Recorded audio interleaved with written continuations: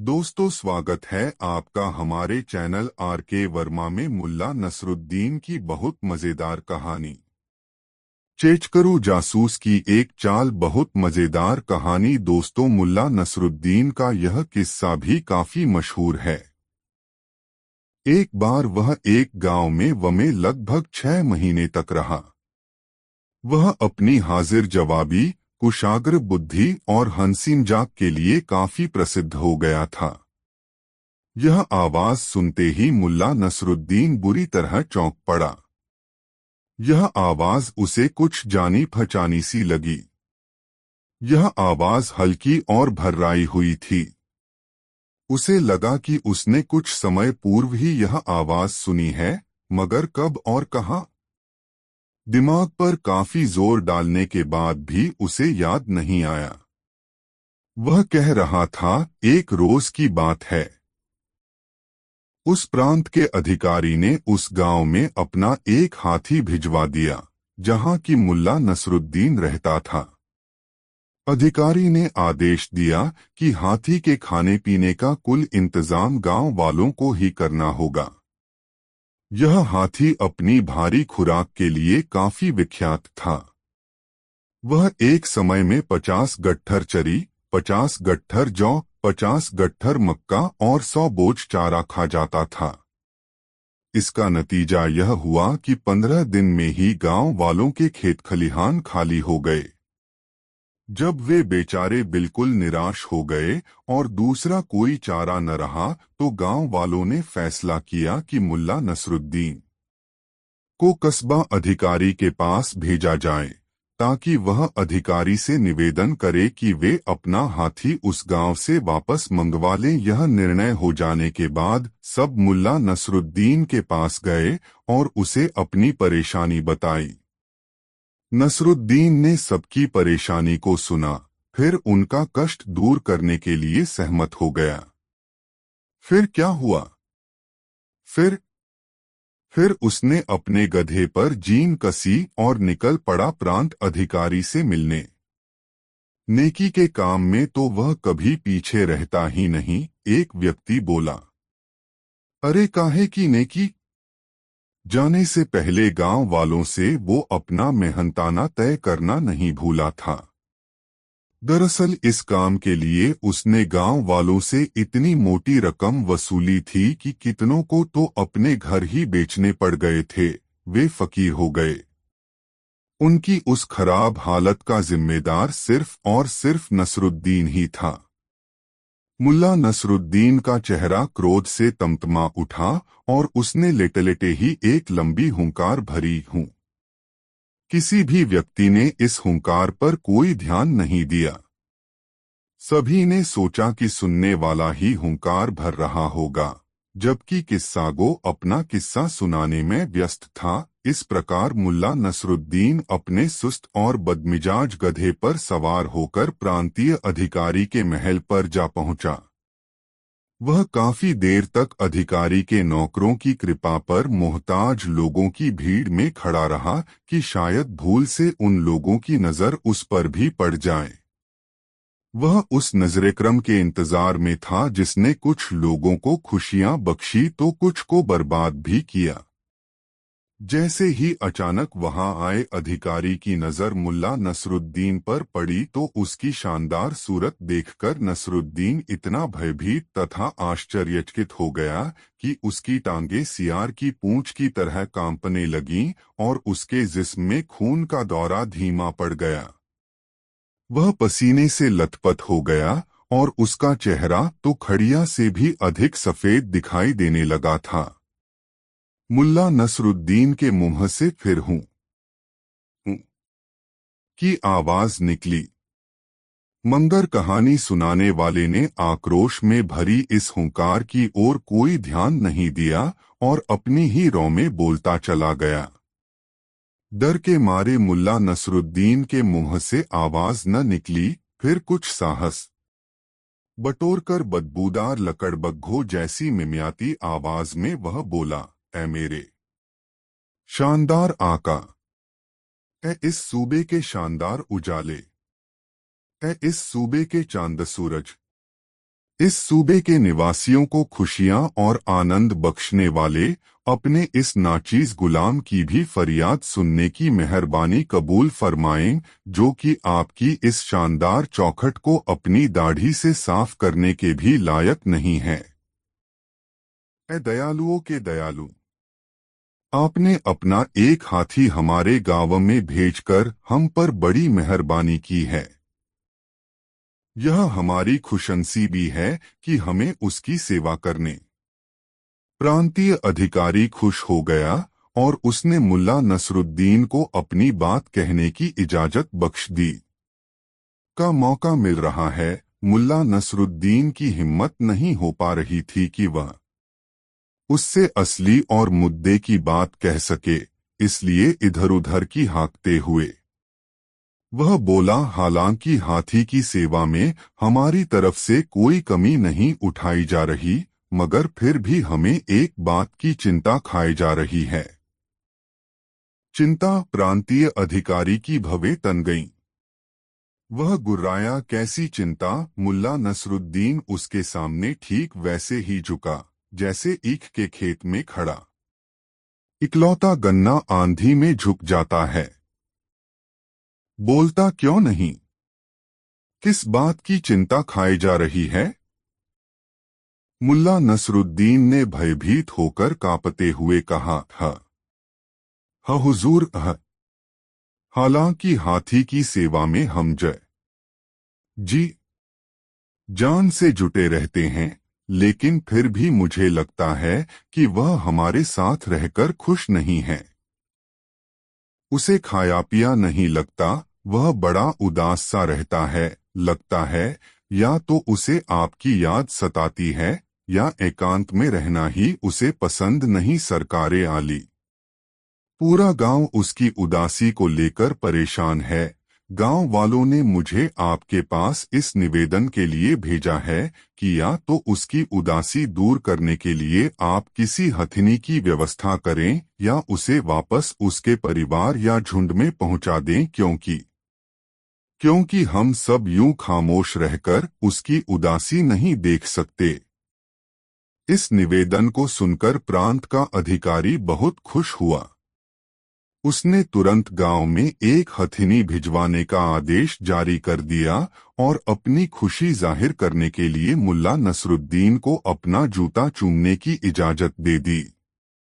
मुल्ला नसरुद्दीन ने इस काम को इतनी लगन से अंजाम दिया कि अधिकारी के जूते की रंगत ही उड़ गई। मुल्ला नसरुद्दीन के होंठ काले पड़ गए और इससे पहले कि किस्सा सुनाने वाला आगे कुछ और कह पाता कि मुल्ला नसरुद्दीन जोर जोर से चीखा, तू झूठ बोल रहा है, अबे गंदे और मरियल कुत्ते! यह तेरी जुबान, तेरे होंठ और तेरा पेट है जो बड़े लोगों के जूते चाट चाट कर काले पड़ चुके हैं।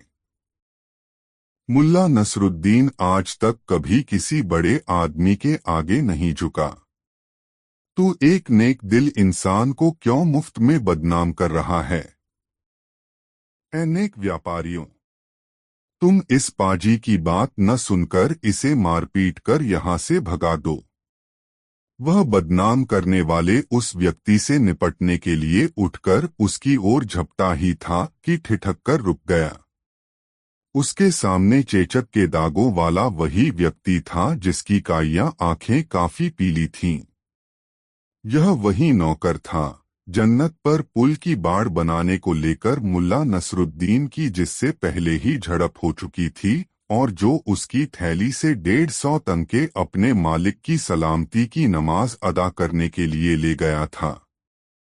उसे देखते ही मुल्ला नसरुद्दीन चिल्लाया, अबे अमीर के खुफिया जासूस, मैं तुझे अच्छी तरह पहचानता हूँ, मेरी नजरें तुझे पहचानने में धोखा नहीं खा सकती। बता, लोगों की जासूसी करने का तुझे क्या मिलता है? जिन निर्दोष और मासूमों को तू फांसी दिलवाता है उसके एवज में कितनी रकम हासिल होती है तुझे? चेचक के चेहरे वाला भी उसे देखकर चौंका। अभी तक वह खामोश बैठा मुल्ला नसरुद्दीन को घूर रहा था, फिर अचानक उसने ताली बजाई और जोर से चीखा, सिपाहियों, सिपाहियों! जैसे ही मुल्ला नसरुद्दीन ने सिपाहियों के भागते कदमों की आवाज सुनी, वैसे ही एक भी पल गवाए बिना वह उछला और चेचकरू नौकर को एक ओर धकेलता हुआ बाहर निकल गया। दरअसल चेचकरू जासूस की यह एक चाल थी। वह इसी प्रकार मौका पाकर व्यापारियों के झुंड में शामिल हो जाता था और मुल्ला नसरुद्दीन की टोह लेने के लिए इस प्रकार के मनगढ़ंत किस्से सुनाया करता था ताकि मुल्ला नसरुद्दीन स्वयं या उसका कोई रिश्तेदार जब उसका विरोध करे तो वह उन्हें सिपाहियों से पकड़वा दे और उसके बदले में अमीर से इनामो इकराम हासिल करे। आज काफी दिनों के बाद उसकी मेहनत रंग लाई थी, मगर मुल्ला नसरुद्दीन उसकी पकड़ से बाहर निकल चुका था।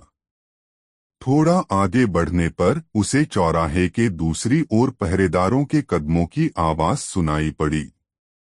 उसने जिस तरफ से भी निकलना चाहा, सामने सिपाही ही दिखाई दिए। एक पल के लिए मुल्ला नसरुद्दीन को लगा कि आज उसका बच निकलना मुश्किल है। लानत है मुझ पर, आज बुरा फंसा। ऐ मेरे वफादार गधे, तू कहाँ है? लगता है आज तेरे मेरे बिछुड़ने का समय आ गया है, मुल्ला नसरुद्दीन बड़बड़ाया। मगर तभी एक ऐसी आश्चर्यजनक घटना घटी जिसकी किसी को भी आशा नहीं थी। आज भी बुखारा वाले इस घटना को याद करते हैं। यह एक ऐसी घटना थी जिसे आसानी से नहीं भुलाया जा सकता। इस घटना से बुखारा वासियों को काफी माली नुकसान उठाना पड़ा था। दोस्तों, कहानी कैसी लगी कमेंट करके जरूर बताएं। दो दोस्तों दोपहर तक काम करने के बाद मुल्ला नसरुद्दीन ने वेश बदला और बाजार की ओर निकल गया। वह बुखारा की स्थिति पर भी इस प्रकार नजर रखे हुए था कि सरकारी अफसर या मुल्ला मौलवी किस प्रकार जनता को बेवकूफ बना रहे या ठग रहे हैं। इस समय वह नकली दाढ़ी मूछ व बदखशा साफे में था। उसे उम्मीद थी कि इस भेष में उसे कोई जासूस भी नहीं पहचान पाएगा। बाजार में घूमते हुए मुल्ला नसरुद्दीन ने गुलजान के लिए मूंगे का एक हार खरीदा जिसका रंग गुलजान के सुर्ख गुलाबी होठों जैसा था। बाजार से घर की ओर लौटते समय अचानक एक स्थान पर आकर मुल्ला नसरुद्दीन को रुक जाना पड़ा। वहां एक मस्जिद के बाहर लोगों की भीड़ जमा थी। लोग उचकुचक कर मस्जिद की सीढ़ियों पर कुछ देखने का प्रयास कर रहे थे। एक मुल्ला मस्जिद की सीढ़ियों पर खड़ा कह रहा था, ऐ मुस्लिम भाइयों, जो आदमी यहाँ इस मस्जिद की पाक सीढ़ियों पर लेटा हुआ है, 10 वर्ष पुराना लकवे का मरीज है। इसका जिस्म हिलडुल नहीं सकता, आंख भी नहीं खोल सकता। यह इसके रिश्तेदार हर तरफ से निराश होकर यहाँ आए हैं ताकि आज से 7 दिन बाद लासानी वहाउद्दीन पाक वली के उर्स में इसे कब्र की सीढ़ियों पर लिटा दिया जाए। यहाँ इस प्रकार के अनेक असाध्य रोगी ठीक हुए हैं, इसलिए आओ हम सब मिलकर दुआ करें कि पाक शेख हम पर करम करे और इस बदनसीब को ठीक कर दें। मुल्ला नसरुद्दीन उसके चेहरे की मक्कारी को साफ साफ पढ़ रहा था। भोले भाले लोगों को इस प्रकार बेवकूफ बनाते देखकर उसने दिल ही दिल में सोच लिया कि इन मक्कार मुल्लाओं को भी सबक सिखाएगा, क्योंकि मस्जिद की सीढ़ियों पर लेटा वह भी कोई उन्हीं का चेलाच पाटा था जो लकवे के रोगी का ढोंग कर रहा था। भला मुल्ला नसरुद्दीन की आंखें उसके ढोंग को कैसे न समझ पाती। खैर, 7 दिन बाद उर्स का दिन भी आ गया। सूर्योदय से पूर्व ही लोग तीर्थाटन के लिए नंगे पांव ही घरों से निकल पड़े। मुल्ला नसरुद्दीन भी समय रहते वहां पहुंच चुका था। वहां आए लोगों में बीमार, अंधे, लंगड़े लूले, बूढ़े व बच्चों सहित ऐसे भी बहुत से लोग थे जो किसी न किसी गुनाह की तौबा करने आए थे। कोढ़ी लोग भीड़ से कुछ दूर इकट्ठे बैठे थे। उनकी आशा भरी नजरें मजार के सफेद गुम्मद को घूर रही थीं।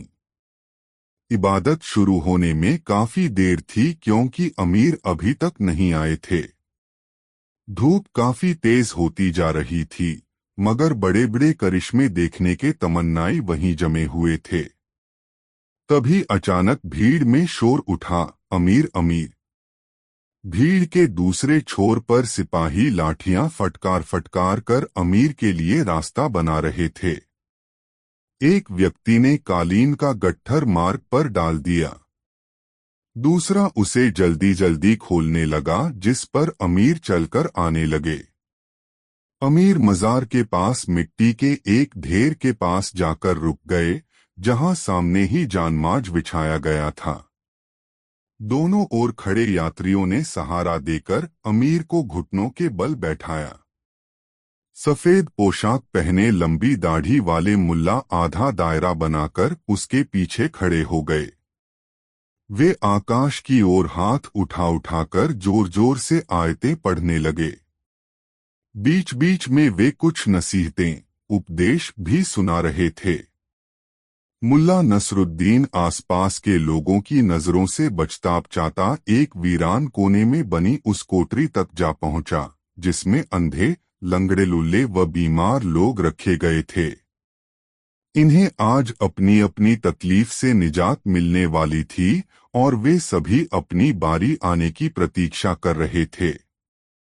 जो मुल्ला वहां तैनात थे, उनके हाथों में तांबे के बड़े बड़े थाल थे। उनमें जो सबसे सीनियर था, वह मुल्ला कह रहा था, आज के दिन पाक वहीउद्दीन वली खुदा हम नाचीज बंदों को करिश्मा कर दिखाने की ताकत प्रदान करते हैं।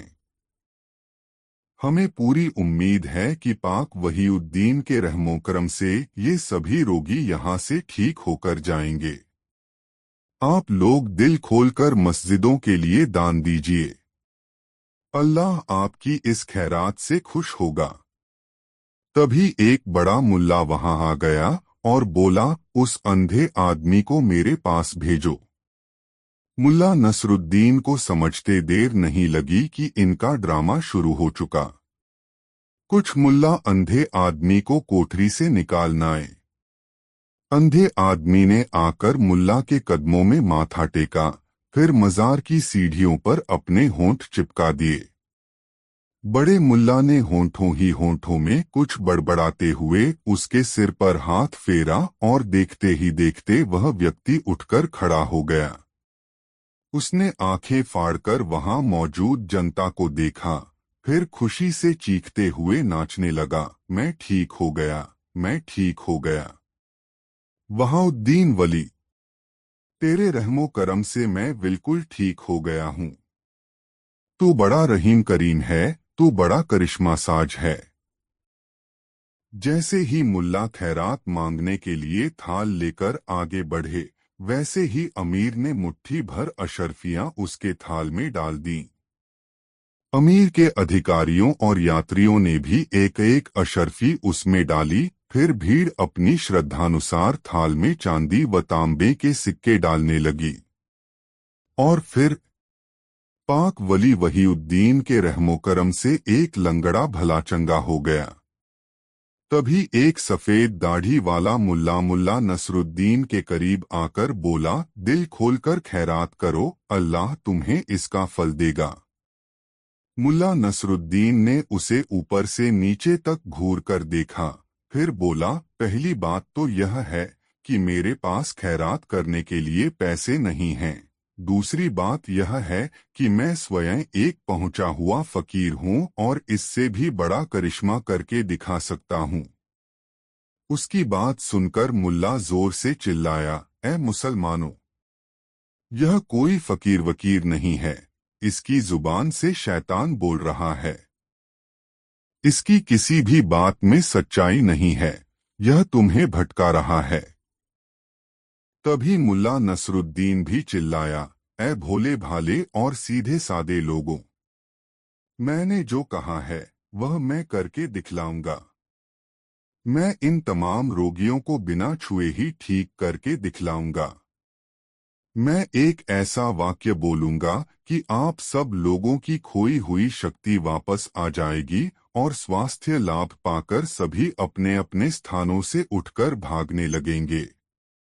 उस कोठरी की दीवार पतली व कच्ची थी तथा जगह जगह से टूट भी रही थी। मुल्ला नसरुद्दीन ने एक कमजोर स्थान पर अपने कंधे से धक्का लगाया। छत व दीवारों से मिट्टी झड़ने लगी। लोगों ने घबराकर ऊपर की तरफ देखा और इसी के साथ मुल्ला नसरुद्दीन जोर से चीख उठा, भूकंप! भागो! भागो! चीखते हुए उसने दीवार पर एक जोरदार धक्का मारा। मिट्टी के बड़े बड़े टुकड़े गिरने लगे। यह देखते सुनते ही कोठरी में हड़कंप मच गया। लोग अंधाधुंध उठे और कोठरी से बाहर निकलने का रास्ता खोजने लगे। सबसे पहले लकवे का चेचक के दाग वाला रोगी ही उठकर बाहर भागा। उसके बाद सभी अपनी अपनी बीमारियों को भूलकर भाग खड़े हुए। इस हबड़कबड़ में एक लंगड़ा बिल्कुल ठीक हो गया। सारी भीड़ मुल्ला पर हंसने लगी। लोग सीटियां बजाने लगे। मुल्ला भीड़ पर काबू पाने की भरसक कोशिश कर रहा था, मगर भीड़ थी कि काबू ही नहीं आ रही थी। तभी कोई जोर से चिल्लाया, मुल्ला नसरुद्दीन! और फिर सारी की सारी फिजा इस आवाज से गूंज उठी, मुल्ला नसरुद्दीन आ गया! मुल्ला नसरुद्दीन आ गया! मुल्ला मौलवी चीखने चिल्लाने लगे तथा भीड़ के बीच से अपनी जान बचाकर भागने की कोशिश करने लगे। उनके हाथों में जो थाल थे वे भीड़ की अफरातफरी में उलट गए और सारे सिक्के इधर-उधर बिखर गए। दोस्तों, कहानी पसंद आई हो तो वीडियो को एक लाइक जरूर कर दे। 3 दोस्तों मुल्ला नसीरुद्दीन के जवानी के दिन थे। नई नई शादी हुई थी। एक बार उसकी पत्नी ने अपने माता पिता से मिलने की जिद ठान ली। मुल्ला ने भी सोचा, इतने दिन बीत गए, माँ बाप से दूर हुए, अगर बेगम अब अपने माता पिता से मिलना चाहती ही है तो इसमें बुराई भी क्या है। चलो 2-4 दिन के लिए उसको उसके माता पिता के पास छोड़ आते हैं। जी भर जाएगा तो आ जाएगी। ऐसा सोचकर मुल्ला नसीरुद्दीन अपनी बेगम को ससुराल पहुंचाने चला गया। जब वह अपनी बेगम को ससुराल पहुंचाकर वापस लौटने लगा तब साले व ससुर दोनों ने ही उसे रात को ससुराल में ही रुक जाने को कहा। ससुराल के लोग मुल्ला नसीरुद्दीन को समझाने लगे, देखो बेटा, यहाँ से तुम्हारे घर जाने के रास्ते में खतरे ही खतरे हैं। 2 कोस का जंगल है और 1 फरलांग का कब्रिस्तान। ये दोनों तुम्हारे घर की राह में हैं। जंगल में चोर डाकू छिपे रहते हैं और राहगीरों से लूटपाट करते हैं। कब्रिस्तान और उसके आसपास का इलाका नशेड़ियों का अड्डा है। नशेड़ियों के उत्पात से वहां बराबर कोई न कोई हादसा होता ही रहता है। मगर इस तरह के हादसों के खौफ से मुल्ला नसीरुद्दीन अपना इरादा बदल ले, ऐसा कभी हो नहीं सकता था। मुल्ला नसीरुद्दीन ने अपने ससुराल वालों को समझाया, चोर डाकू या नशेड़ियों से डरने की जरूरत नहीं, ये लोग तो खुद डरे होते हैं और शरीफ लोगों से डरकर जंगल का रुख करते हैं। गुनाह करने वाले कभी शरीफों का सामना नहीं कर सकते। वे ऐसे ही लोगों को अपना शिकार बनाते हैं जिन पर उनका खौफ हावी हो जाता है। यदि चोर डाकुओं के भय से हम चलना फिरना छोड़ दें तो दुनिया का व्यापार ही रुक जाएगा। आप लोग घबराएं नहीं, मुझे जाने दें। मेरा विश्वास करें, चोर डाकू मेरा कुछ नहीं बिगाड़ सकेंगे। बहुत कहने के बाद भी जब मुल्ला नसीरुद्दीन ससुराल में रुकने को तैयार नहीं हुआ तब भारी मन से ससुराल वालों ने उसे जाने की इजाजत दे दी। मुल्ला नसीरुद्दीन उनसे विदा लेकर अपने घर के रास्ते पर चल पड़ा। चलते चलते रात हो आई। जब वह जंगल के पास पहुंचा तब मध्य रात्रि का समय था। उसने देखा 4-5 लोगों का एक झुंड हाथ में कुछ गठरियां लेकर उसके आगे आगे चला जा रहा है। वह चुपचाप चलता रहा। उसने उस झुंड के बारे में अनुमान लगाया, शायद ये सभी राहजन हों, चोर या लुटेरे भी हो सकते हैं। ऐसा सोचता हुआ वह चलता रहा उनके पीछे। रात गहरा रही थी और जंगल से झींगुरों का शोर उभर रहा था, झनझन झनझन।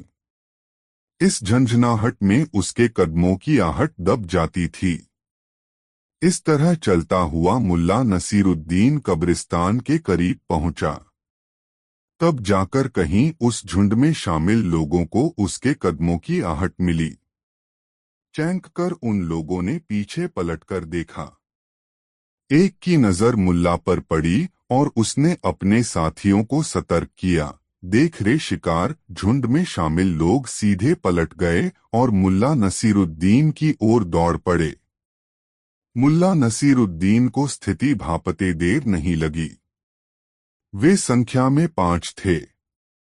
अकेले मुल्ला उनका सामना नहीं कर सकता था। मुल्ला ने अपना रुख कब्रिस्तान की ओर कर लिया और झाड़ियों की ओट लेता हुआ वह एक ताजा खुदी कब्र के पास चला आया। चोरों के आने की आहट नजदीक होती जा रही थी।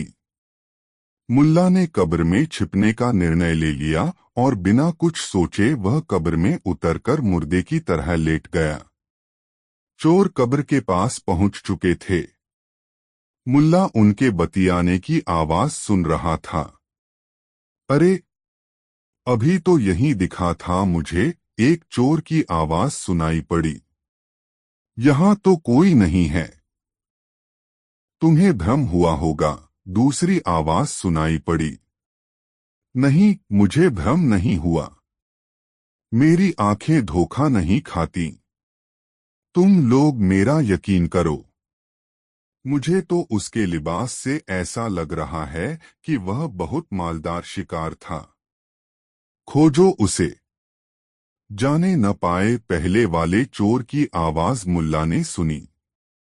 तभी एक तीसरी आवाज भी मुल्ला के कानों में पड़ी, अरे, यह तो ताजा खोदी गई कब्र है। इसमें तो कहीं वह नहीं छिप गया। मुल्ला ने सोचा कि लो, अब तो पकड़े गए। मगर उसने हौसला बनाए रखा, देखे अब क्या होता है। छिटकती चांदनी में उसने देखा 5 लोग कब्र के भीतर झांक रहे हैं। मुल्ला ने मन ही मन कुछ फैसला किया और भर्राई आवाज में बोला, रे, मेरी नींद में खलल डालने की जुर्रत किसने की? उसकी आवाज सुनकर चोरों की रूह कांप गई। उनमें से एक ने हिम्मत की और पूछा, तुम कौन हो और कब्र में क्या कर रहे हो? मुल्ला ने गुर्राती आवाज में कहा, कब्र में मुर्दे क्या करते हैं? मैं एक नौजवान था जो अकाल मौत मरा। मेरी रूह को सुकून नहीं मिला, जिसके कारण मैं कब्र से निकलकर चैन की तलाश करता हूँ और थककर फिर इस कब्र में आकर सो जाता हूँ। तुम लोगों ने मेरी नींद खराब की है। इसकी सजा तुम लोगों को मिलनी चाहिए। मुल्ला व की इतनी बातें सुनते ही चोर घबरा गए और अपने हाथ की गठरियां कन्न में फेंकते हुए चिल्लाए, भागो, भूत। मुल्ला ने कब्र में इत्मीनान से बैठकर गठरियां बटोरी और उन्हें टटोलकर अनुमान लगाया कि एक में जेवरात हैं और दूसरे में पैसे रुपए आदि। वह चोरों के भागने की आहट सुनता रहा। जब चोरों के भागने की आहट आनी बंद हो गई तब वह अपने स्थान से उठा और गठरियों के साथ कब्र से निकला और मस्त चाल में अपने घर की राह पर चल पड़ा। घर पहुंचकर उसने गठरियों को खोलकर देखा। गठर प्लस लियो में कीमती जेवरात, स्वर्ण मुद्राएं और कीमती शेरवानी, सलवार, साड़ियां, लहंगे आदि थे। मुल्ला नसीरुद्दीन ने कपड़ों को सलीके से सहेजा। साड़ियां और लहंगे अलग किए। दूसरे दिन शेरवानी और सलवार आदि को अपने ससुर व साले के लिए अलग अलग थैले में रखा तथा साड़ी व लहंगे को सास, साली और अपनी बेगम के लिए अलग अलग थैले में रखकर एक घोड़ा किराए पर लिया और अपनी पत्नी से मिलने ससुराल चल पड़ा। इतनी जल्दी दामाद की वापसी की उम्मीद उसके ससुराल वालों को नहीं थी। ससुर ने मुल्ला को प्यार से अपने साथ घर में ले जाते समय कहा, भी बेटे इतनी जल्दी क्या थी? अभी तो मैं अपनी बेटी को जी भर के देख भी नहीं पाया हूँ। मुल्ला नसीरुद्दीन ने सहज हंसी हंसते हुए कहा, रे ससुर जी, आप घबराए नहीं। मैं बेगम को वापस ले जाने नहीं आया हूँ, बल्कि आप लोगों के लिए कुछ सौगात लाया हूँ जो मुझे कल ही देना चाहिए था, मगर कल न सही आज सही। इसके बाद मुल्ला ने ससुर और साले को उनके लिए लाई थैलियां पकड़ा दी। अपने लिए दामाद द्वारा लाए गए बहुमूल्य कपड़े देखकर मुल्ला के ससुर साले खुश हो गए। सास और साली भी अपने लिए मुल्ला के लाए सौगात से प्रसन्न हुई। बेगम तो खुशी के मारे उछलने लगी, आज मेरे शौहर ने मेरे मायके में मेरी नाक ऊंची कर दी। ऐसा सोचते हुए वह मुल्ला से मिलने पहुंची तो मुल्ला ने उसे जेवरों और लहंगे की थैली देते हुए कहा, लो बेगम, यह सौगात तुम्हारे लिए है। बेगम को अपनी आंखों पर यकीन नहीं हो रहा था। मुल्ला नसीरुद्दीन से इतने कीमती उपहार की उसने कभी आशा नहीं की थी। उसने संशय में पड़कर मुल्ला से पूछा, इतने कीमती उपहार तुम लाए कहाँ से? मुझे तो आशा नहीं थी। हाँ बेगम, आशा तो मुझे भी नहीं थी, मगर आसमानी उपहार तो कब्र में भी पहुंच जाता है, सो पहुंच गया। ज्यादा कुछ मत सोचो, बस यह बताओ तुम्हें उपहार पसंद आए? हाँ बहुत बहुत अच्छे गहने हैं। लहंगा भी बहुत सजीला है, चटक रंग का, बेगम ने कहा। और तुम जब पहनोगी तब इनका रंग और खिल उठेगा, मुल्ला ने कहा। उसकी यह बात सुनकर बेगम मुल्ला के सीने से लग गई। शाम को जब मुल्ला अपनी ससुराल से अपने घर के लिए किराए के घोड़े पर सवार हुआ, तब ससुराल वालों ने उसे न तो चोर का खौफ जताया और न लुटेरों का। वे तो बस मुल्ला नसीरुद्दीन के घोड़े की टाप सुनते रहे। दोस्तों, वीडियो अपने मित्रों को जरूर शेयर करें। 4 मुल्ला नसीरुद्दीन के घर के सामने 2 लोग आपस में झगड़ रहे थे। उनमें से एक चीख कर कह रहा था, यहाँ से तुम तब ही जा सकोगे जब मुझे मेरे मेहनताने के रूप में कुछ नहीं दे दोगे। दूसरा आदमी, जिसके सिर पर लकड़ियों का गट्ठर था, बार बार उसकी मिन्नत कर रहा था, बाबू साहब कुछ नहीं तो कुछ नहीं ही होता है। यह कोई चीज तो है नहीं जिसका आदान प्रदान हो सके। मगर वह आदमी अड़ा था, मुझे कुछ नहीं चाहिए तो चाहिए। मुल्ला नसीरुद्दीन काफी देर से उन दोनों की यह दिलचस्प लड़ाई देख रहा था। वह टहलता हुआ उन दोनों के पास आ गया और उनसे पूछा, क्यों झगड़ रहे हो भाई? जिसके सिर पर लकड़ियों का गट्ठर था, उसने रुआसे स्वर में कहा, हुजूर, इनसे मैंने सिर पर लकड़ियों का गट्ठर उठाकर रखने में मदद ली है। जब ये गट्ठर उठा रहे थे तब मुझसे पूछा था, तुम इस सहायता के एवज में मुझे क्या दोगे? मैंने इनसे साफ कहा, कुछ नहीं, क्योंकि इन्हें देने के लिए इस वक्त मेरे पास कुछ नहीं है। मुल्ला नसीरुद्दीन ने दूसरे व्यक्ति की ओर देखा, मानो पूछ रहा हो कि बोलो, तुम्हें कुछ कहना है? दूसरे व्यक्ति ने मुल्ला नसीरुद्दीन से कहा, हुजूर, मैंने कुछ नहीं पाने के लोभ में इस व्यक्ति का गट्ठर उठाया और यह व्यक्ति बिना कुछ नहीं दिए ही यहाँ से जाना चाहता है। मैं तो बिना कुछ नहीं लिए इसे यहाँ से जाने ही नहीं दूंगा। मुल्ला नसीरुद्दीन की समझ में सारी बात आ गई। उसने कहा, अच्छा, अब झगड़ना बंद करो। मैं इसके बदले में तुम्हें कुछ नहीं देता हूं। फिर उसने अपने घर के दरवाजे के पास पड़ा एक खाली घड़ा उस कुछ नहीं मांगने वाले व्यक्ति को दिखाया और बोला, जाओ, उस घड़े को वहां से उठाकर लाओ। वह व्यक्ति घड़ा उठाकर ले आया। मुल्ला नसीरुद्दीन ने उस व्यक्ति से कहा, देखो, उस घड़े में क्या है। उस व्यक्ति ने घड़े में झांक कर कहा, घड़े में कुछ नहीं है। ठीक है, मुल्ला नसीरुद्दीन ने कहा, अब तुम उस घड़े से कुछ नहीं निकाल लो और घड़ा वहीं रखाओ जहां से उसे उठाकर लाए हो। वह व्यक्ति असमंजस की स्थिति में थोड़ी देर तक वहीं खड़ा रहा और फिर घड़ा उठाकर जहां से उठाया था वहीं रखाया और अपनी राह चला गया। मुल्ला नसीरुद्दीन ने गट्ठर लिए खड़े व्यक्ति से कहा, ठीक है भाई, अब तुम भी जाओ। और अपनी दाढ़ी सहलाता हुआ मुल्ला नसीरुद्दीन अपने घर की ओर मुड़ गया। दोस्तों, कहानी कैसी लगी कमेंट में जरूर बताएं। 5 दोस्तों, मुल्ला नसीरुद्दीन ने मदरसे की पढ़ाई पूरी कर ली थी और मिस्त्री का काम सीखने के लिए अपने गांव से प्रतिदिन पैदल ही शहर जाने लगा था। शहर जाने पर उसने शहर की रौनक और रंगीनियां देखीं। बड़े बड़े मकान देखे। साफ सुथरे कपड़ों में आते जाते लोगों को देखकर वह सोचता, जब वह काम सीखकर कुछ कमाने लगेगा तब अपने लिए ऐसे कपड़े बनवाएगा जिसे जो भी देखे तो देखता रह जाए। शाम को जब वह शहर से अपने गांव लौटता तो उसका दिमाग इसी गुंधुन में लगा रहता कि उसके कपड़े कैसे होने चाहिए जिसे लोग देखें तो देखते ही रह जाएं। एक दिन शहर से लौटने में उसे थोड़ी देर हो गई। उस्ताद ने उस दिन उसे शहर घुमाया और अफीम के अड्डे पर भी ले गया।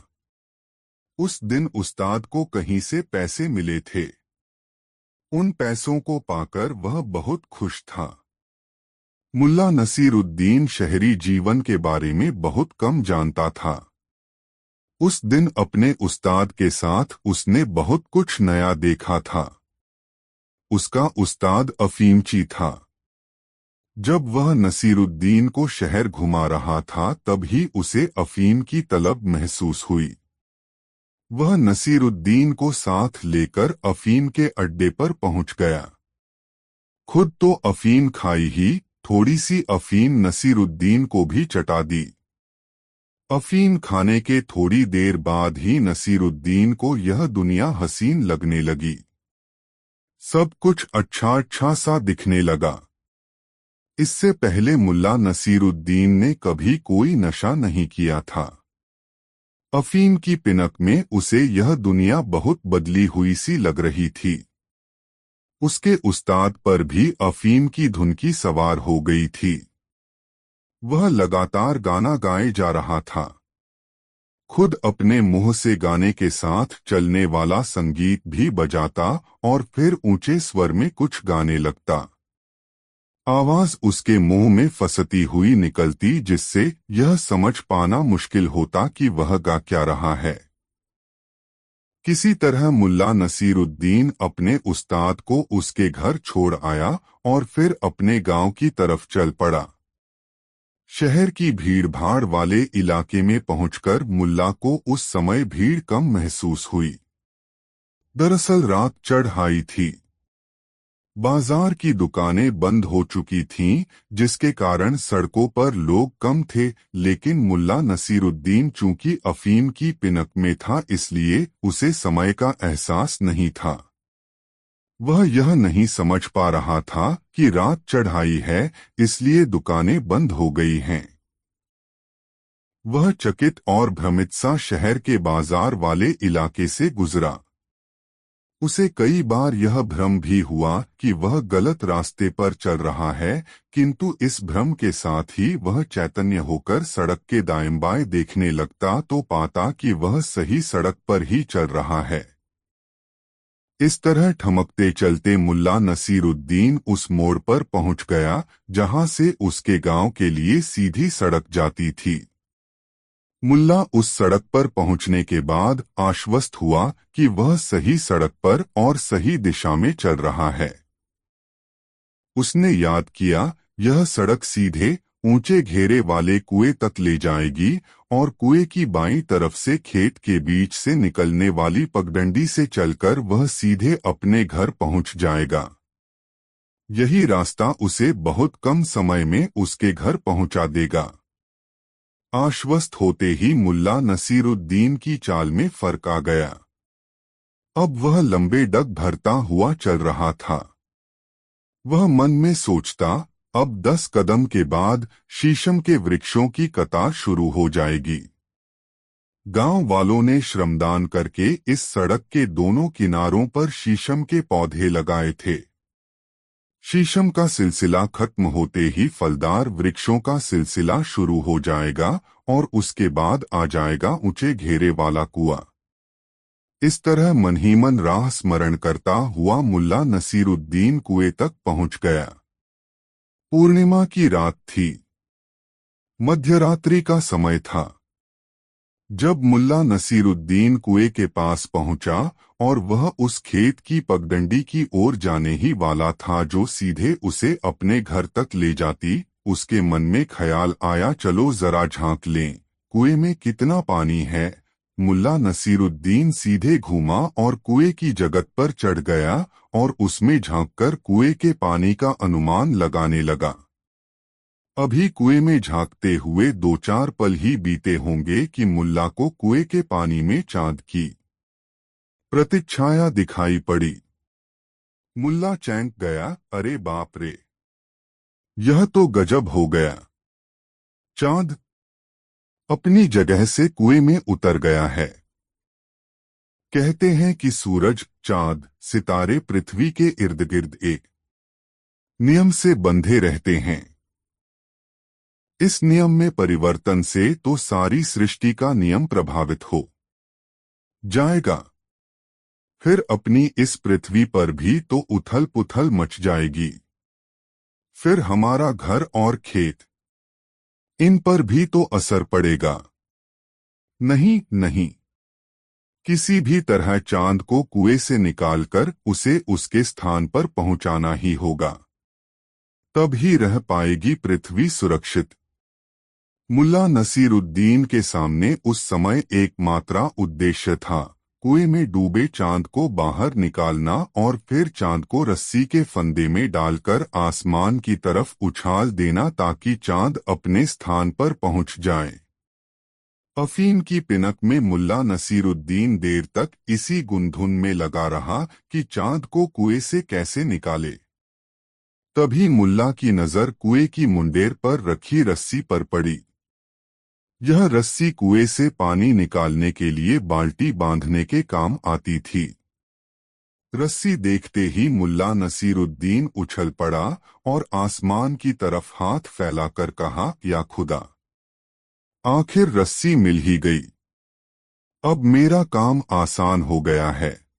इसके बाद मुल्ला नसीरुद्दीन ने रस्सी उठाई, पानी में झांककर चांद की गोलाई का अनुमान लगाया और फिर अपने अनुमान के मुताबिक चांद की गोलाई के बराबर रस्सी का फंदा तैयार किया तथा बहुत सतर्कता से रस्सी को कुएं में फेंका। रस्सी को दाएं बाएं घुमाकर मुल्ला ने एक झटका दिया और फिर उसे पानी से खींचने लगा। रस्सी आसानी से पानी से बाहर आ गई। चांद उसमें नहीं फंसा था। खाली रस्सी देखकर मुल्ला को निराशा हुई। उसने रस्सी का फंदा फिर से ठीक किया और फिर करीने से उसे पानी में डाल दिया। उसने फिर रस्सी खींची और इस बार भी उसे निराशा हाथ लगी। मुल्ला ने तीसरी बार रस्सी का फंदा बनाया और चांद को पकड़ने के लिए उसे पानी में डाला। संयोग से इस बार रस्सी का फंदा कुएं में किसी मजबूत चीज में जा फंसा। मुल्ला ने रस्सी खींचने की कोशिश की मगर रस्सी अपनी जगह से टस से मस नहीं हुई। मुल्ला नसीरुद्दीन ने मन ही मन संकल्प लिया कि चाहे जितनी ताकत लगानी पड़े वह लगाएगा और चांद को कुएं से निकालकर ही दम लेगा। मुल्ला थोड़ा सुस्ताता, फिर एड़ी चोटी का जोर एक करके रस्सी को खींचता। अंततः मुल्ला ने कुएं के मेहराब पर एक पांव को टिकाया और अपनी पूरी ताकत से रस्सी खींची। बार बार जोर लगाने और ढीला छोड़ने से रस्सी जिस चीज में फंसी थी उससे एक झटके में निकल गई और जोर लगाते ही मुल्ला नसीरुद्दीन चारों खाने चित गिरा। कुएं के मेहराब के चारों तरफ बने पक्के चबूतरे पर मुल्ला नसीरुद्दीन जब गिरा तो उसके सिर का पिछला भाग पक्की सतह से टकरा गया और इस चोट से मुल्ला नसीरुद्दीन की चेतना लुप्त हो गई। थोड़ी देर तक वह चित पड़ा रहा। जब धीरे धीरे उसकी चेतना लौटी और उसने आंखें खोलीं तो सारा आसमान उसकी आंखों के सामने था। जमीन पर चारों खाने चित पड़ा मुल्ला नसीरुद्दीन यह देखकर अपनी पीड़ा भूल गया कि आसमान में चांद सितारों की मजलिस में अपनी पूरी दमक के साथ मौजूद है। उसने मन ही मन खुदा को धन्यवाद दिया कि यह कायनात बर्बाद होते होते बच गई। फिर वह अपनी जगह से उठा और बिना कुएं के पानी में झांके अपने घर जाने वाली पगडंडी पर चल पड़ा। सामने आसमान में चांद दमक रहा था और चांद को देखकर मुल्ला नसीरुद्दीन सोच रहा था, आज मैंने समय पर नहीं देख लिया होता तो कुएं में ही डूब गया होता चांद। मुल्ला का हर कदम जो उसके घर की तरफ उठ रहा था बहुत तसल्ली भरा कदम था, जैसे उसने कोई किला फतह किया हो। दोस्तों, वीडियो को एक लाइक जरूर कर दे। 3 मुल्ला नसीरुद्दीन शाहतबियत इंसान था। उसकी शाहखर्ची और अलमस्ती देखकर लोग अपनी हैरत कुछ इस कदर बयां करते, गजब है यह मुल्ला नसीरुद्दीन भी। जेब में भले ही चिल्लर भी न हो मगर खर्च करने से बाज नहीं आता। इसे तो बादशाहत नसीब होनी चाहिए थी। मुल्ला नसीरुद्दीन अपनी जीवन शैली के कारण हर दिल अजीज बन गया था। उसकी फितरत थी लोगों के काम आना। अपनी जिंदगी में उसने यह देखा था कि दौलत कहीं भी ठहरती नहीं है और जिनके पास ठहरती है उसके बारे में आम तौर पर कंजूस, मक्खीचूस, दगाबाज, दौलत का यार, मतलबी, कपटी जैसे विशेषण उछलते हैं। इसलिए मुल्ला नसीरुद्दीन एक हाथ से दौलत कमाता तो दूसरे हाथ से खर्च भी कर देता। उसकी इस आदत से उसकी पत्नी दुखी रहती, मगर मुल्ला नसीरुद्दीन उसे यह समझाता रहता कि दौलत सहेजने में जीवन का आनंद नहीं है। जीवन का आनंद तो इस बात में छुपा है कि आपको चाहने वाले कितने हैं। आपकी पुकार सुनकर कितने लोग आपके पास आते हैं और आपके दुख सुख में हाथ बंटाते हैं। किंतु फाकाक्षी का दौर देख चुकी मुल्ला नसीरुद्दीन की पत्री उसकी इस समझ पर एतराज जताती और कहती, इंसान को अपनी गृहस्थी के बारे में भी सोचना चाहिए। आज ही नहीं, आने वाले कल के लिए भी उसे सतर्क रहना चाहिए। ऐसा न हो कि आज की मस्ती में आने वाले कल की चिंता ही न की जाए और खुदा न करे कि जब कल बुरा वक्त आए तो हाथ में एक ढेला भी नहीं हो। अर्थात दौलत के मुद्दे पर मुल्ला और मुल्ला की पत्नी के बीच मतभेद था। उनके बीच जीवन जीने के तरीके के बारे में बहस का दौर चल ही रहा था कि अचानक मुल्ला नसीरुद्दीन की आय का साधन जाता रहा और मुल्ला नसीरुद्दीन के सामने गंभीर आर्थिक संकट उपस्थित हो गया। हालात ऐसे बिगड़े कि मुल्ला नसीरुद्दीन को मेहनत मजदूरी करके अपनी और अपनी पत्नी की उदरपूर्ति का साधन जुटाना पड़ा। मुल्ला नसीरुद्दीन इस फाकाक्षी के दौर में भी अपनी शाहखर्ची पर काबू नहीं रख पाया। जो भी कमाता उसे खर्च करने में उसे कोई संकोच नहीं होता। उसकी पत्नी कल की चिंता में दुबली होने लगी। एक दिन मुल्ला नसीरुद्दीन को जंगल में पेड़ काटने का काम मिला। एक पेड़ काटने के एवज में उसे एक सेर चावल व 2 पैसे नकद मेहनताना मिलना तय हुआ, बशर्ते कि वह पेड़ की डालियों को काटकर तने से अलग कर दे। भले ही इस काम में उसे 1 दिन लगे या 10 दिन। मुल्ला नसीरुद्दीन ने उत्साह के साथ कुल्हाड़ी उठाई और चल दिया जंगल की ओर, जैसे वह कोई जंग जीतने जा रहा हो। जंगल पहुंचकर मुल्ला ने ऐसा पेड़ तलाशा जिसका तना सीधा हो और डालियां भी सीधी हों। संयोग ही था कि उसे सीधे तने और सीधी डालियों वाला एक पेड़ जल्दी ही मिल गया। दिन ढलने से पहले ही मुल्ला ने पेड़ काटकर गिरा दिया और उसकी डालियां काटकर सीधा तना अलग कर दिया। अपना काम पूरा कर चुकने के बाद मुल्ला ठेकेदार के पास पहुंच गया।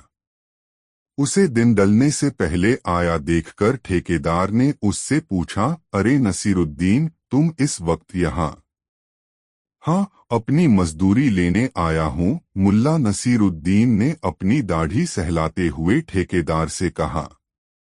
तो क्या तुम पेड़ काटकर आ रहे हो? अविश्वास भरे शब्दों में ठेकेदार ने पूछा।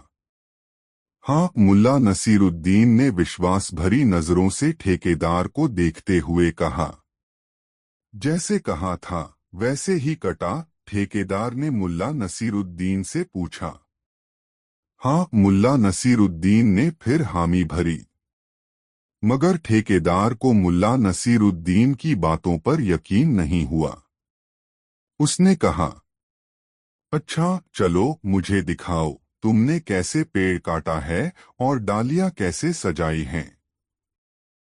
मुल्ला नसीरुद्दीन को भला क्या एतराज होता। उसने ठेकेदार के साथ जंगल का रुख कर लिया। ठेकेदार जब जंगल पहुंचा तो कटा हुआ पेड़ देखकर बहुत खुश हुआ। मुल्ला नसीरुद्दीन ने ठीक वैसे ही पेड़ काटा था जैसा वह चाहता था। खुश होकर ठेकेदार ने मुल्ला को 2 की जगह 4 पैसे दिए और 1 की जगह 2 सेर चावल। मुल्ला के लिए यह बहुत था। घर में पत्नी के सिवा और कोई सगा संबंधी तो था नहीं, इसलिए मुल्ला ने सोचा इतना चावल दोनों पति पत्नी के लिए कुछ दिनों की जरूरतें पूरी कर देगा। घर पहुंचकर मुल्ला ने पत्नी को चावल का थैला थमाते हुए कहा, आज पुलाव बना लो, मैं घी और गोश्त लेकर आता हूँ। मजदूरी में 4 पैसे भी मिले हैं, मैं 2 पैसे लेकर जाता हूँ और ये 2 पैसे तुम रख लो। जब कोई जरूरत हो खर्च कर लेना। मैं समझता हूँ कि 1 पैसे का घी और 1 पैसे का गोश्त काफी होगा। मैं अपने दोस्तों को भी बुला लूंगा। बहुत दिन हुए किसी को हमने खिलाया नहीं। इतना कहकर मुल्ला नसीरुद्दीन ने अपनी पत्नी को 2 पैसे दे दिए और खुद झोला लेकर सामान खरीदने निकल गया। गोश्त और घी लेकर मुल्ला जल्दी ही घर लौट आया और पत्नी से कहा, तुम पुलाव पकाओ, मैं अपने दोस्तों को बुलाने जा रहा हूँ। मुल्ला के जाने के बाद उसकी पत्नी ने सोचा कि इस आदमी का दिमाग नहीं बदला। इतनी बुरी हालत में भी फिजूल खर्ची की आदत नहीं गई। आखिर क्या जरूरत आ गई दोस्तों को दावत देने की? अच्छा, आने दो दोस्तों को, खिलाती हूँ पुलाव। उसने गोश्त और घी छुपाकर रख दिया और खुद रसोई में बैठकर रोने लगी। जब मुल्ला नसीरुद्दीन अपने 4 दोस्तों के साथ अपने घर लौटा तब पत्नी को विलाप करते पाया। मुल्ला चकित होकर अपनी पत्नी को देखते हुए सोचने लगा, अरे क्या हुआ इसे? अभी तो भली चंगी थी, अब ऐसे रो रही है कि मानो दुखों का पहाड़ टूट पड़ा हो इस पर। ऐसा सोचते हुए मुल्ला नसीरुद्दीन ने उससे पूछा, अरे क्या हुआ तुम्हें? इस तरह बिल्ख बिल्ख कर क्यों रो रही हो? होना क्या है? तुम दोस्तों को बुला लाए हो, इधर जो पुलाव मैंने पकाया था उसे बिल्ली खा गई, उसकी पत्नी ने रुआसी आवाज में मुल्ला से कहा। मुल्ला नसीरुद्दीन के दोस्तों ने जब उसकी पत्नी की बात सुनी तब वे मुल्ला से बोले, रहने दे यार, फिर किसी दिन लेंगे दावत का मजा। मगर मुल्ला नसीरुद्दीन अपनी पत्नी के स्वभाव से परिचित था। उसे विश्वास नहीं हुआ कि 6 आदमी के लिए बना पुलाव एक अकेली बिल्ली गटक जाएगी। उसने बहुत सहज भाव से अपनी पत्नी से पूछा, कितने चावल का पुलाव पकाया था? 1 सेर, उसकी पत्नी ने जवाब दिया। और उसमें गोश्त कितना मिलाया? मुल्ला ने पूछा। जितना लाए थे उसका चौथाई, मुल्ला की पत्नी ने जवाब दिया। तो 1 सेर चावल और आधा सेर गोश्त, कुल मिलाकर 1.5 सेर। और चावल में पानी भी जज्ब हुआ होगा। मुल्ला ने बदबुदाते हुए पत्नी से पूछा, तो लगभग 2 सेर पुलाव बिल्ली खा गई। और बिना उसके उत्तर की प्रतीक्षा किए वह दूसरे कमरे की ओर बढ़ गया। कमरे में उसकी पालतू बिल्ली थी, न छोटी और न बड़ी, मझोले कद की। उसने बिल्ली को गोद में उठा लिया और पत्नी के पास आया तथा पूछा, इसी बिल्ली ने पुलाव खा लिया न? बिल्ली को देखकर मुल्ला नसीरुद्दीन की पत्री सहम गई और उसने गर्दन हिलाकर हामी भर दी। दरअसल मुल्ला नसीरुद्दीन ने भांप लिया था कि उसकी पत्नी झूठ बोल रही है, मगर वह उसे सबूत के साथ यह बतलाना चाह रहा था कि वह झूठ बोल रही है। पत्री के हामी भरते ही मुल्ला नसीरुद्दीन ने रसोई में रखा तराजू उठाकर बिल्ली को तौला। संयोग यह हुआ कि बिल्ली पूरे 2 सेर की निकली, न कम और न ज्यादा। मुल्ला ने अपनी पत्नी से कहा, देखो पूरे 2 मेर है। अगर यह बिल्ली है तो बताओ कि पुलाव कहाँ है? और अगर यह पुलाव है तो बताओ कि बिल्ली कहाँ गई? मुल्ला के सवाल से उसकी पत्री घबरा गई। उसने सच कबूल कर लिया कि उसने अभी तक पुलाव पकाया ही नहीं। मुल्ला ने बिना बिगड़े बहुत शालीनता के साथ अपनी पत्नी से कहा, बेगम, अब पुलाव बना ही दो ताकि मेरे दोस्त यहाँ से तुम्हारे हाथ के बने पुलाव का जायका याद करते हुए जाएं। इसके बाद मुल्ला नसीरुद्दीन की पत्नी ने पुलाव पकाया। मुल्ला नसीरुद्दीन ने अपने दोस्तों के साथ पुलाव का मजा लिया।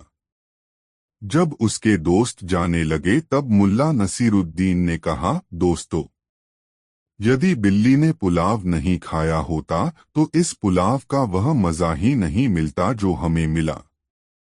मैं तो इस पुलाव का जायका भूलने वाला नहीं।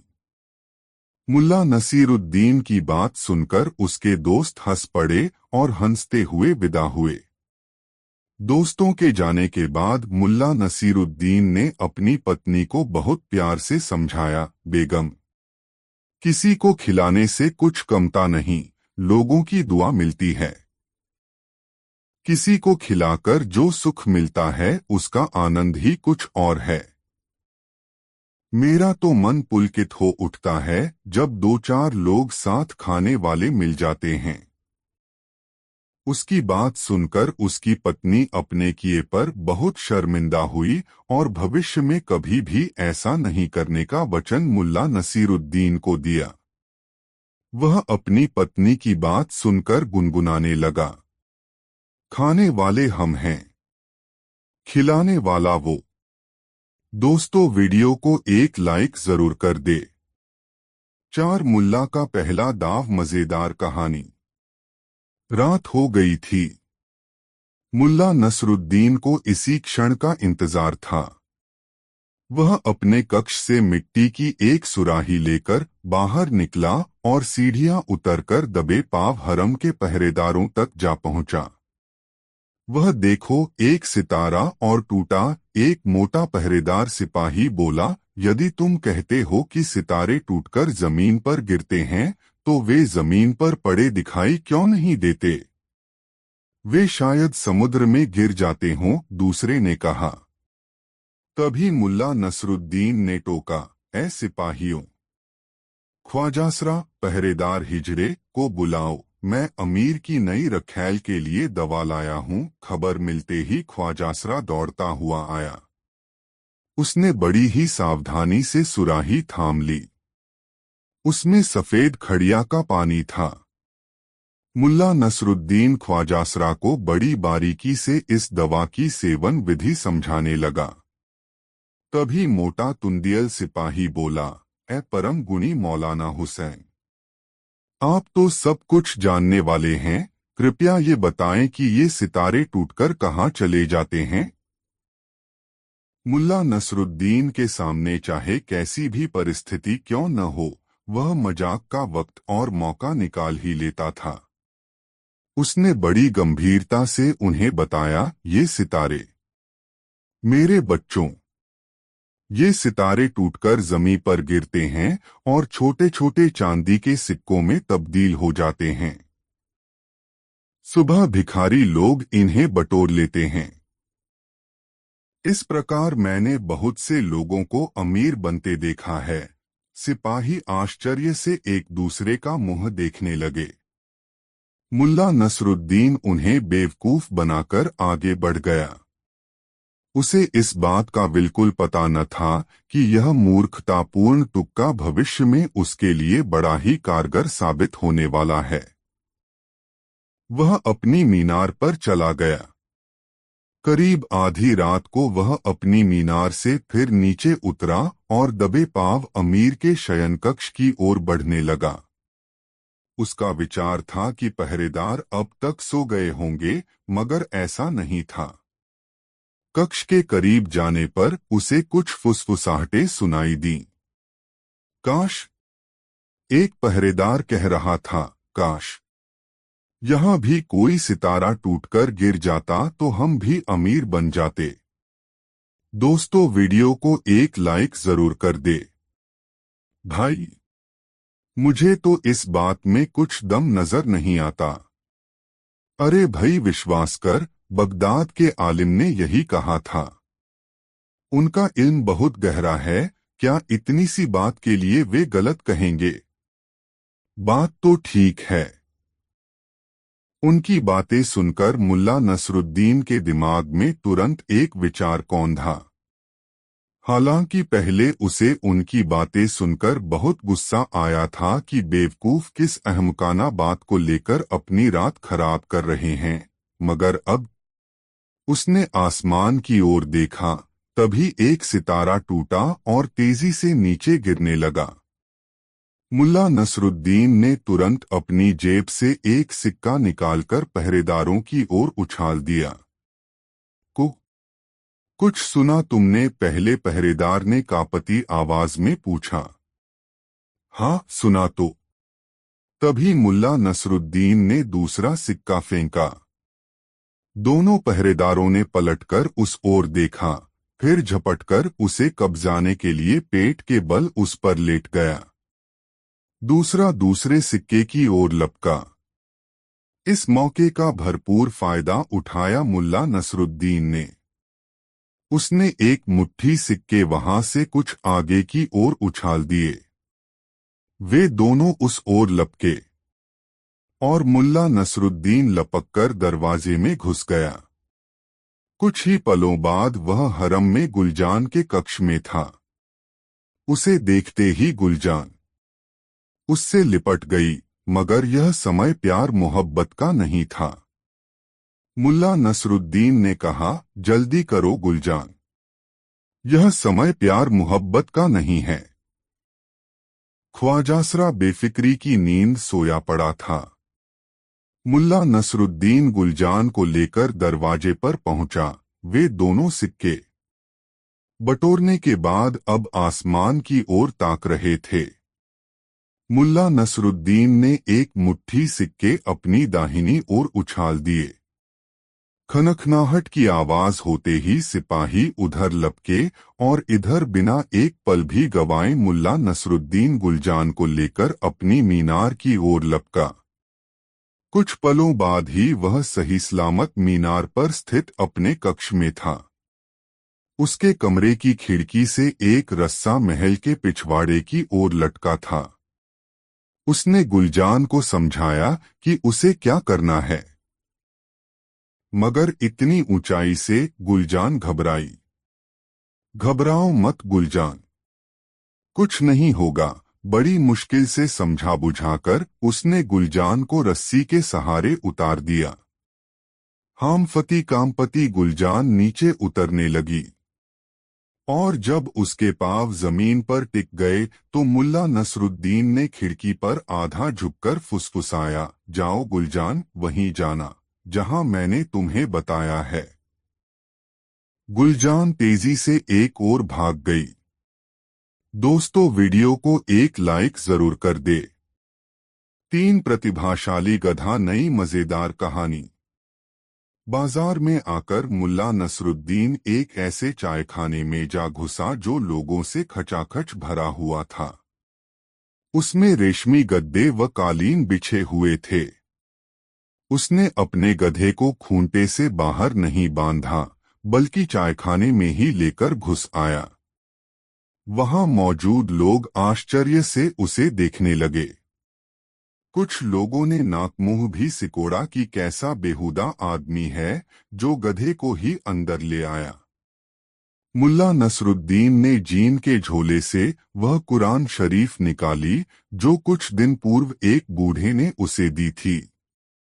उसने कुरान शरीफ गधे के आगे रख दी। यह कार्य उसने पूरे आत्मविश्वास और गंभीरता से किया, जैसे वह बड़ा ही स्वाभाविक हो। चायखाने में मौजूद लोग आश्चर्य और उत्सुकता से एक दूसरे का मुंह ताकने लगे। गधा चायखाने में लकड़ी के फर्श पर अपना खुर पटकने लगा। अरे, इतनी जल्दी? मुल्ला नसरुद्दीन कुरान का पन्ना पलटते हुए बोला, तू तो जरूरत से ज्यादा समझदार हो गया है। दिन दूनी रात चौगुनी तरक्की कर रहा है बेटा। यह देखकर चायखाने का तुंदियल मालिक फौरन उठकर उसके पास आया और बोला, सुन ए भले मानुष, क्या तुझे यह जगह गधे के लाने के लायक दिखाई देती है? और तूने यह धार्मिक ग्रंथ खोलकर इसके सामने क्यों रखा है? मेरे दोस्त, मैं इस गधे को धर्म ज्ञान सिखा रहा हूँ। मुल्ला नसरुद्दीन ने बड़े ही आत्मविश्वास से कहा, हमारा कुरान शरीफ का सबक पूरा होने वाला है। अब शीघ्र ही इसे शरीयत धर्म कानून भी पढ़ाया जाएगा। चाय वाले की आंखें फटी और मुंह खुला का खुला रह गया। ऐसा अजूबा उसने जीवन में आज से पहले कभी नहीं देखा था। अन्य लोगों में भी कानाफूसी और भनभनाहट होने लगी। इस अजूबे को देखने और समझने के लिए बहुत से लोग उठकर खड़े हो गए। गधे ने एक बार पुनः खुर पटका। बहुत खूब, बहुत खूब। मुल्ला नसरुद्दीन ने पुनः पन्ना पलटा, मेरे बेटे, थोड़ी सी कसर रह गई है। तू जरूर अरबी मदरसे में उस्ताद बनने के बस थोड़ी काबिल हो जाएगा। फिर वह तमाशबीनों की तरफ पलटा, बस इसके साथ यही कमी है कि यह किताब के पन्ने नहीं पलट सकता। इस काम में इसे किसी न किसी की मदद चाहिए। ऊपर वाले ने इसे बड़ा ही जहीन बनाकर भेजा है। जनाबे आली, इसकी याददाश्त तो कमाल की है। अल्लाह से बड़ी गलती लती हुई जो इसे उंगलियां न बख्शी। देखते ही देखते मुल्ला नसरुद्दीन के चारों ओर अच्छी खासी भीड़ जमा हो गई। अब मुल्ला नसरुद्दीन अपनी असलियत पर आ गया। समय कम था और उसे अभी काफी काम करना था। वह बोला, साहेबान, यह कोई साधारण गधा नहीं बल्कि शाही गधा है। हमारे अमीर का गधा है।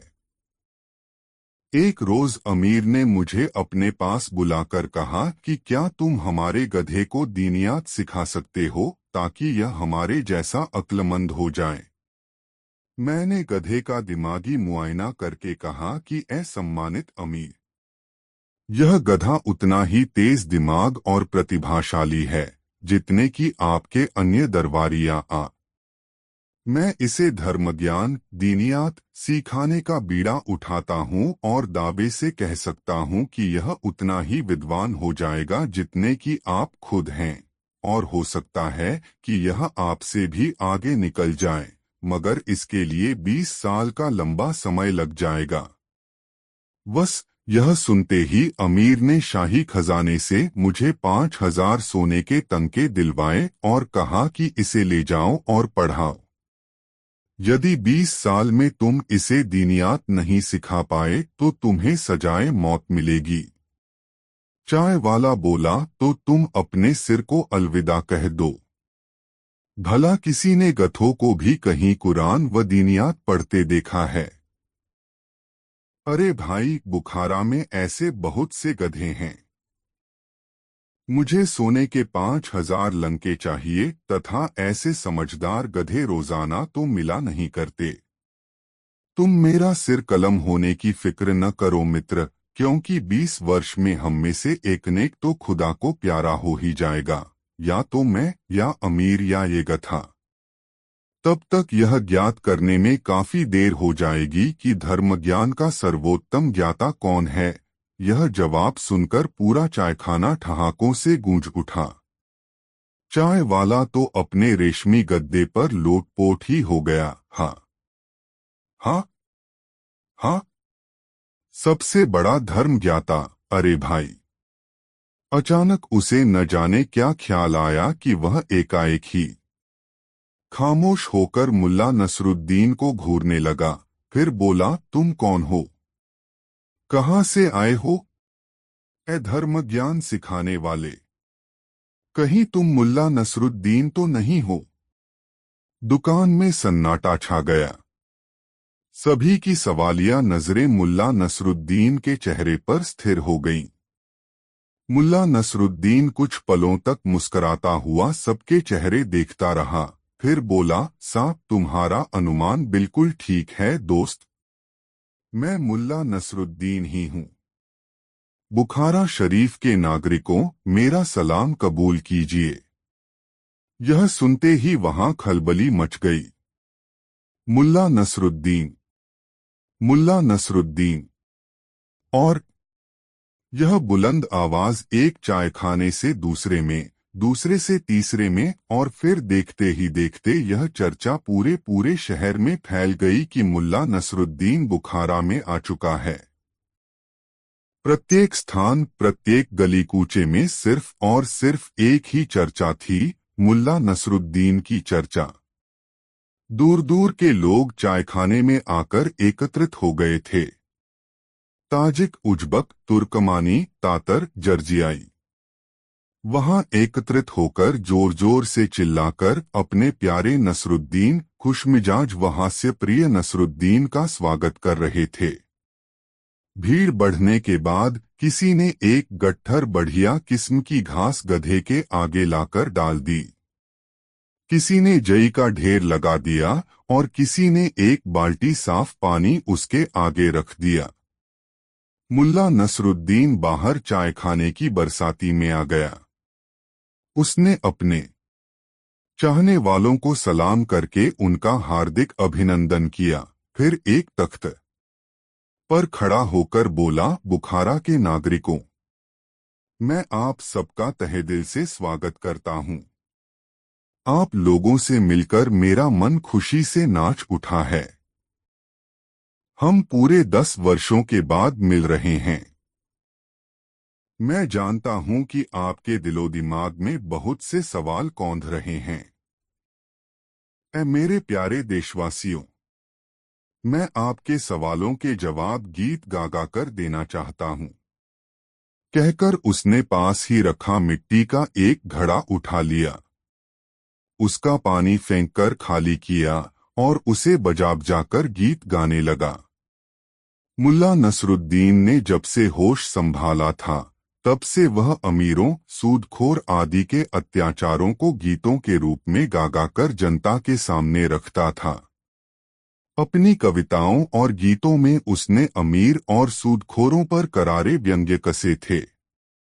अंत में वह लोगों से कहता कि जिस प्रकार एक रोज पाप का घड़ा फूटता है, उसी प्रकार अमीर का घमंड भी एक न एक दिन अवश्य ही चूर चूर हो जाएगा और जनता को उसके अत्याचारों से मुक्ति मिलेगी। यह कहकर वह घड़े को धरती पर पटककर चूर चूर कर देता था। इस बार भी गीत की समाप्ति पर उसने ऐसा ही किया। फिर जनता से मुखातिब होकर बोला, दोस्तों, नयाज कुम्हार को सूदखोर और अमीर के बेरहम फैसले से बचाने की कोशिश करनी चाहिए, उसकी मदद करनी चाहिए। आप लोग मुल्ला नसरुद्दीन को भली भांति जानते हैं कि वह सही समय पर लोगों का कर्ज चुका देता है। क्या कोई मुझे कुछ समय के लिए 4 सी लंके दे सकता है? यह सुनकर एक भिश्ती तेजी से आगे बढ़ा और बोला, भाई मुल्ला नसरुद्दीन, हम गरीबों के पास भला इतना धन कहाँ है? हमारा सारा धन तो भारी भारी कर चुकाने में ही चला जाता है, लेकिन मेरा यह नया पटका आप ले लो, शायद इससे कुछ मिल जाए। यह कहकर उसने अपना नया पटका मुल्ला नसरुद्दीन के कदमों में डाल दिया। इसके साथ ही लोगों में सरगोशियां सी होने लगीं। फिर जैसे एकाएक ही सामूहिक आंदोलन सा फैल गया। देखते ही देखते उसके कदमों में पगड़ी, पटके, रुमाल, जूते और बर्तनों आदि का ढेर लगने लगा। तुंदियल चाय वाले ने भी 2 बेहतरीन चायदानियां व तांबे की 2 तश्तरियां लाकर उसके कदमों में रख दी। देखते ही देखते सामान का बड़ा सा ढेर हो गया। बुखारा के नेक व रहमदिल नागरिकों, मुल्ला नसरुद्दीन बोला, बस बस, बहुत सामान हो गया। अब मैं नीलामी शुरू करता हूँ। यह रहा भिश्ती का पटका, जो इसे खरीदेगा उसे प्यास नहीं सताएगी। ये रहे कुछ मरम्मत किए पुराने जूते जो कि के मक्का हो आए हैं। इन्हें पहनने वाले को जियारत, तीर्थ यात्रा का सुख मिलेगा। ये सभी सामान बहुत सस्ते में बिक रहा है, जल्दी करो। मुल्ला नसरुद्दीन चिल्ला रहा था, मगर जनता गुमसुम सी चुपचाप खड़ी थी। अमीर और सूदखोर के अत्याचारों से दुहकी जनता की जेब खाली थी। दोस्तों, वीडियो कैसा लगा कमेंट में जरूर बताएं। दोस्तों, एक दिन मुल्ला नसीरुद्दीन अपनी बगिया के फूलों को पानी से सींच रहा था। उसी समय उसके पास एक आदमी आया और कहने लगा, मुल्ला जी, मैं आपके गुणों से बहुत प्रभावित हूँ। मेरी ख्वाहिश है कि मुझ में भी आपके जैसे गुण हों। मुझे आप अपना शिष्य बनाकर ऐसे गुर सिखा दें जिससे मेरा जीवन सफल हो जाए। लेकिन मुल्ला जी, आपको मेरा गुरु बनने से पहले मेरे एक प्रश्न का जवाब देना होगा। हाँ हाँ, पूछो, मुल्ला नसीरुद्दीन ने उस आदमी में रुचि लेते हुए कहा। उसे वह आदमी काफी दिलचस्प लगा। उस आदमी ने पूछा, सूरज निकलने के बाद सुबह से शाम तक लोग बाएं दाएं, आगे पीछे, ऊपर नीचे भागते हुए दिखते हैं। ऐसा क्यों नहीं होता कि दुनिया के तमाम लोग एक ही दिशा में चलें? यदि ऐसा होता तो कितना अच्छा होता। मुल्ला नसीरुद्दीन ने जब उस आदमी की बात सुनी तो उसे उसके साथ मस्खरी करने की सूझी। उसने कहा, अरे, तू मेरा शिष्य बनने तो आ गया, मगर तू इतनी छोटी सी बात भी नहीं जानता। तू तो महामूर्ख है। अपने लिए महामूर्ख संबोधन सुनकर वह व्यक्ति बौखला गया और उत्तेजित होकर पूछने लगा, आपने मुझे महामूर्ख कहा? मैं आपको अपना गुरु बनाने आया हूँ, इस बात का भी ख्याल नहीं रखा आपने। मुझे महामूर्ख कह दिया, जबकि मेरा सवाल स्वाभाविक है। यह प्रश्न तो प्रत्येक जिज्ञासु के मन में उत्पन्न होना चाहिए। या तो आप मेरी